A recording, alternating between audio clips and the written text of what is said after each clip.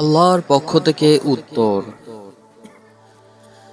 বলো মহান পবিত্র আল্লাহ আমার প্রতিপালক, এবং আমি তো একজন প্রেরিত রসূল ছাড়া আর কিছু নয়। তারা বলতো, তুমি মৃতকে জীবিত করো, অথবা হযরত মূসার ন্যায় আলৌকিকতা প্রদর্শন করো। তিনি উত্তর দিতেন, সকল আলৌকিকতার মালিক আল্লাহ। আলৌকিকতা, চিন্তাশীল মানুষ একটু চিন্তা করলে বুঝতে পারে সমস্ত বিশ্ব এবং তার প্রতিটি জিনিসই আল্লাহ। এ একটি বিরাট আলৌকিকতা। সমগ্র বিশ্বের সমস্ত মানুষ একযোগে চেষ্টা করেও আল্লাহর ক্ষুদ্র সৃষ্টি একটি মাছি তৈরির ক্ষমতা কেউ রাখে না। এরপর চন্দ্র, সূর্য, গ্রহ, তারা, নক্ষত্র ও আছেই। মানুষ এগুলোকে তৈরি করা তো দূরের কথা, তাদের একদিনের গতির সামান্যতম পরিবর্তন করতেও অক্ষম। দিন ও রাত্রির গতি পরিবর্তনে কত মঙ্গল।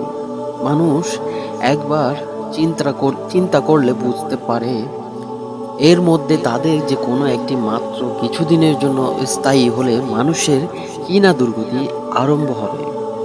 মানুষ একবারও চিন্তা করতে পারে না তার নিজের অভ্যন্তরীণ বিষয়ে, তার খাদ্যর পরিপাক প্রক্রিয়া, আর তার নিঃশ্বাস প্রশ্বাস, তার সর্ব অঙ্গের সচল শক্তি ইত্যাদি। এই সকলই কি আল্লাহর অদ্ভুত দান নয়? এদের একটিও লৌকিক নয়, সবই অলৌকিক।